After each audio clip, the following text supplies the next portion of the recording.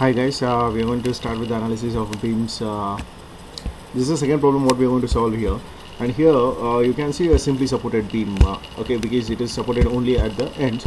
And when it comes to different types of loads on this beam, you can see a point load which is having 1 kilonewton magnitude, and you can see a bending moment which is 1 kilonewton meter, and a uniformly varying load, the magnitude is 2 kilonewton meter.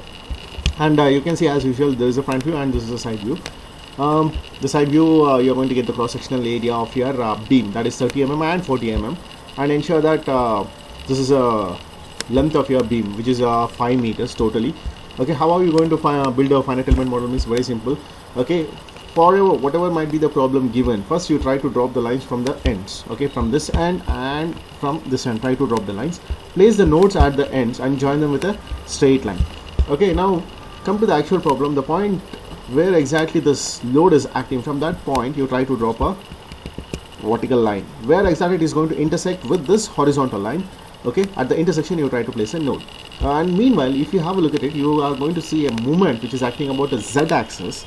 Okay, that will also be taken care by this node, so additional node is not necessary because that is acting about the same point. The moment is also acting about the same point where the point load is going to act. And now, and throughout, since we know that the beam will be having a cross-sectional area same throughout the length, so no need to place any additional nodes. Now this is a point where exactly your UVL is starting. Okay, just drop a line from the point where exactly it is going to start and just drop a line where exactly it is going to end. Means this node will be taking care of that. Okay, now if you just try to give the node numberings from your left. Okay, this is node number 1, node number 2, node number 3 and node number 4. Okay, and club 2 nodes and form an element, so you're going to get 3 elements. And as usual, I suggest you to take the extreme left node as your reference, that is node number 1. So when you take that as a reference, you're going to place a coordinate system that is x, y and z, which is perpendicular to this system. Okay, now since it's the origin, the coordinates will be 0, 0. From 1 to 2, in order to reach from 1 to 2, you're going to travel only in x direction. That to how much you're going to travel? You're going to travel by 1 meter, so that is 1, 0. From 1 to 3, you're going to travel a distance of 3 meters. Okay, 2 plus 1 is 3. That 2 you're going to travel only in x direction, so you're going to have 3, 0. Since you're not traveling in a y direction, so it will be 0. And from 1 to 4, you need to travel by 1 plus 2 plus 1, that is 4 meters in x direction, so that is why 4, 0. So this is the actual problem, and since I have you can take X modulus as 200 gigapascal and Poisson's ratio as 0.3. Okay, let me solve this problem in your software. You go to preferences, structural, you choose H method. Okay, go to prepressure, element type, add, edit, delete, add. We're going to choose beam element, 2D elastic 3, close, go to real constants, add, edit, delete, add. So ensure that you are entering all the dimensions in meters, because okay, when you are solving the problems on beams, ensure that you are entering all the magnitudes, particularly length and cross-sectional areas, in terms of meters. So he has given the area is B into H, so B is 30 mm. So if I try to convert into meters, so it becomes 30 into E minus 3 and 40 E minus 3. Okay, just close the bracket. Next, moment of inertia is BH cube by 12. B is 30 E raised to minus 3 multiplied by 40 E raised to minus 3 double star 3 shift divided by 12. Height is 40 E raised to minus 3. Okay, this be okay. Close this one. Then go to material properties, material models, structural, linear, elastic, isotropic. Young's modulus is 200 GPa, means 200 E9, because giga means 10 to the power 9. So that is why I am going to give 200 E9 Newton per meter square. Pascal means Newton per meter square. Okay, material exit. Then go to modeling, create nodes, inactive CS. Node number 1, 0, 0 by default. If you are not going to enter any values also, it is 0. It will be taken as 0. Node number 2, it is at a distance of 1, 0, apply. Node number 3, I think it's at a distance of 3 mm, 3 comma 0, apply. And node number 4 is at a distance of 4. Okay, yeah. So this is how the node numbers has been created. Next I'm going to create elements auto numbered through nodes. Okay, select 1 and 2, apply. 2 and 3, apply. 3 and 4, okay. Yeah, when you're entering the last node, ensure that you're going to click on, sorry, when you're entering the last element, ensure that you're clicking on OK. So next one is go to loads, define loads, apply, structural, displacement, on nodes. Select node number 1 and 4 because I want to provide the supports. This is a simply supported beam, so it will be supported only along the y direction. Okay, UY direction. So that is why I am choosing UY directions. If you want it, you just can check into this diagram. See, you can see this ends. This is node number 1, which will be simply supported. So that is why you're going to support only along y direction. And meanwhile, at node number 2, you have 1 kilonewton and you have a moment which is in a counterclockwise direction. Okay, now displacement is done. Point load will be applied by using the command force or moment on nodes. Select node number 2, give OK. From the drop down list you choose Fi because it's moving in the y direction. The load is moving in the y direction, or it is parallel to y direction, and anyhow it is 1000 Newton, means 1 kilonewton, so it's going to move in the downward direction. So that is why negative. It is moving towards negative y direction, so that is why I'm going to take minus. Okay, so this is how your load is going to act. Now moment on nodes, the same. You're going to go with that command force or moment. See, here you have mz because the moment is going to act about the z axis. Okay, so mz you're going to choose, and be careful when you are applying this. See, because here you're going to convert kilonewton to newton. Okay, so it becomes 1 into 10 power 3. Okay, 1 into 10 power 3 Newton meter. Okay, and whenever any moment which is acting in the counterclockwise direction will be taken as positive. If it is acting in the clockwise direction, you are going to give a negative sign. Okay, so 1 kilonewton, right?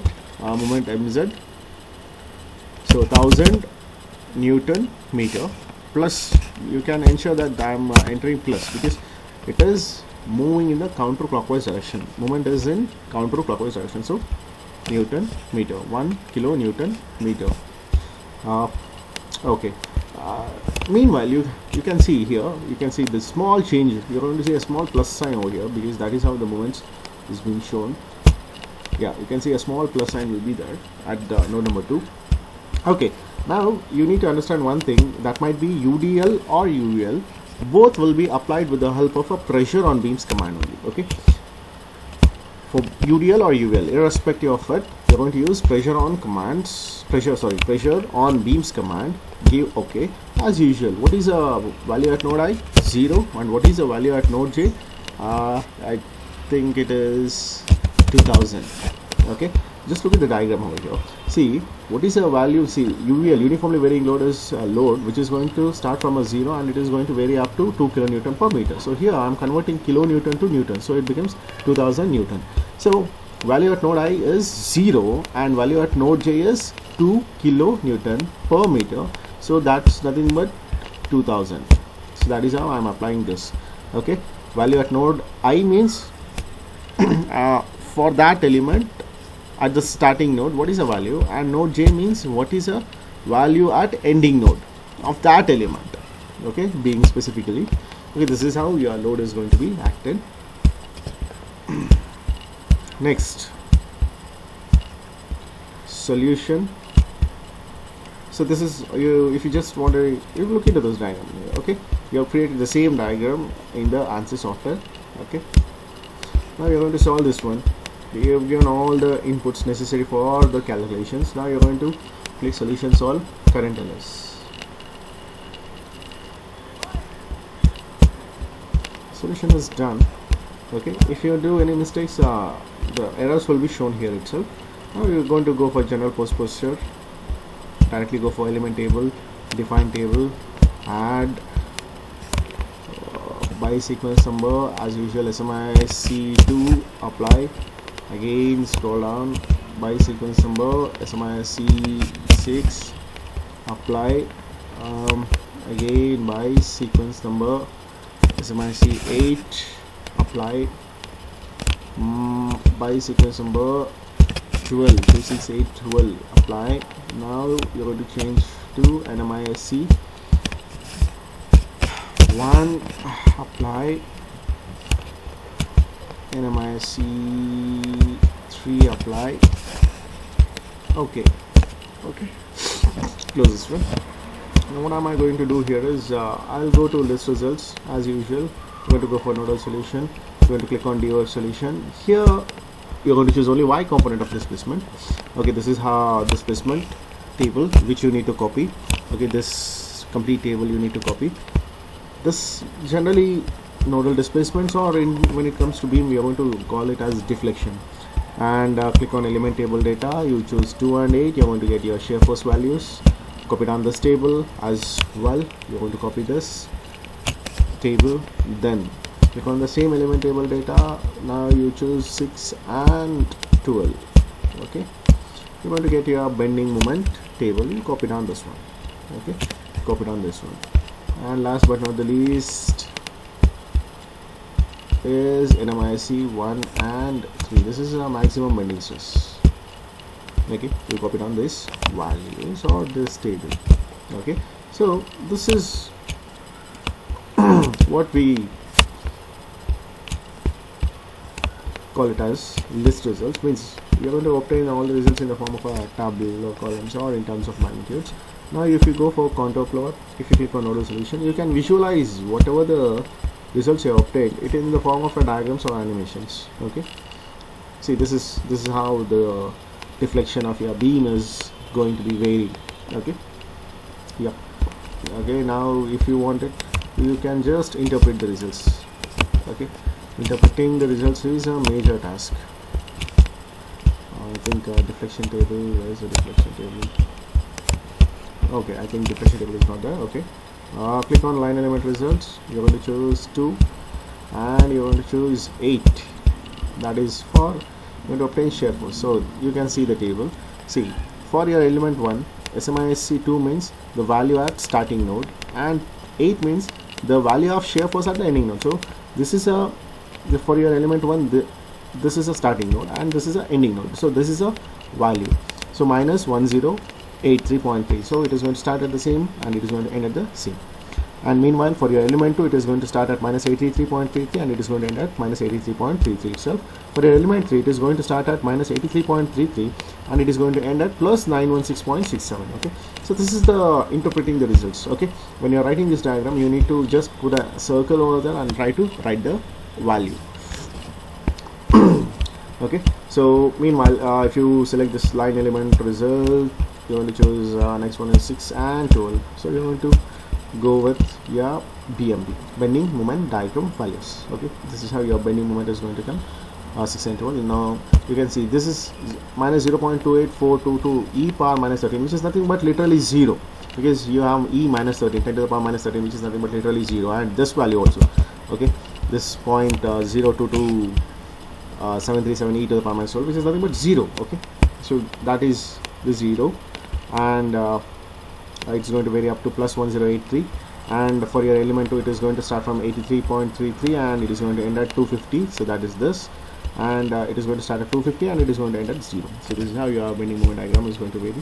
Click on this, you choose 1 and 3. Yeah, okay, so this is your maximum bending stress. Yeah, this is your maximum bending stress, how exactly is going to be there. Okay,